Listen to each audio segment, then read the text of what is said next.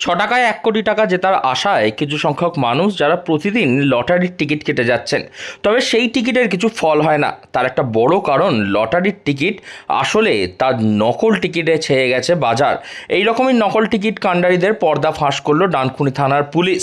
বই ছাপানোর আড়ালে সেখানে চলতো লটারির টিকিট ছাপানোর কাজ। ঘটনাটি হুগলির ডানকুনির। গোপন সূত্রে খবর পেয়ে 5 জনকে গ্রেপ্তার করেছে ওই এলাকা থেকে পুলিশ।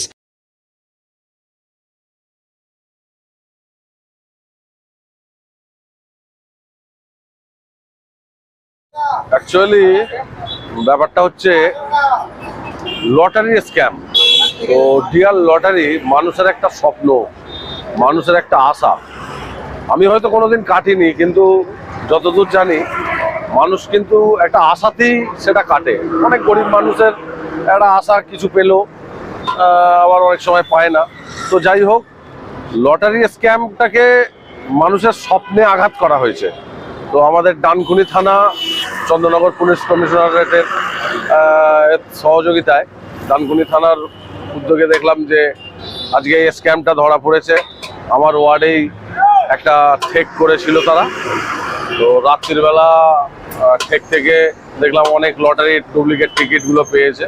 তো সেগুলো সমেত, গাড়ি সমেত একটা পেয়েছে, সব তুলে নিয়ে গেছিল। তো রাত্রিরে দেখলাম আবার কিছু মেম্বার যারা কাজে জড়িত তাদেরও তুলে নিয়ে গেছিল।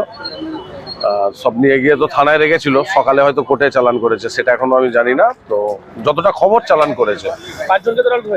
হ্যাঁ, টোটাল 5 জনকে ধরেছে।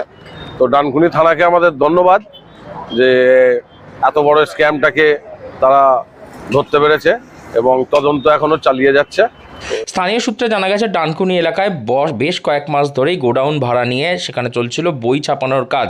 তবে বই ছাপানো নয়, এবি এন্টারপ্রাইজ নামে ওই কোম্পানি ভাড়া নিয়ে সেই জায়গায় প্রিন্টিং প্রেস রাখবেন বলেছিলেন। তবে বই ছাপানোর আড়ালে চলছিল নকল লটারির টিকিট ছাপানোর কাজ।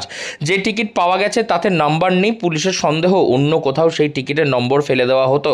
জাল টিকিটের এইভাবেই বিভিন্ন জায়গায় চলে যেত। সাধারণ ক্রেতারা তার টেরও পেতেন না তারা জাল টিকিট কিনছেন।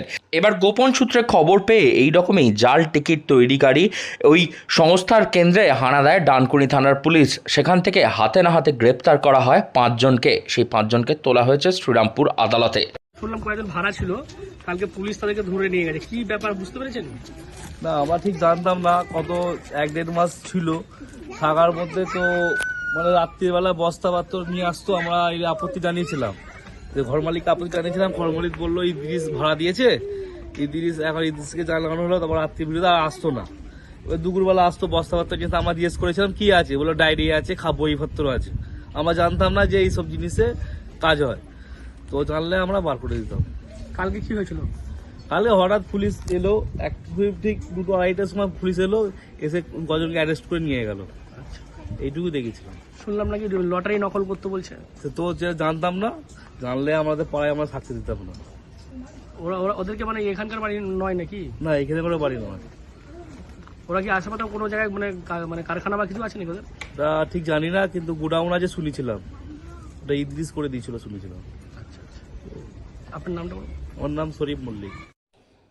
বই ছাপানোর আড়ালে চলছিল জাল লটারি টিকিট তৈরির কাজ। একেবারে গোপন সূত্রে খবর পেয়ে হাতে না হাতে পকড়াও করেছে পুলিশ।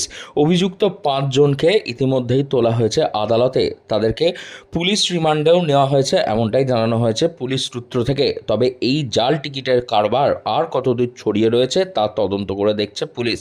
হুগলি থেকে রাহি হালদার, লোকাল 18 বাংলা।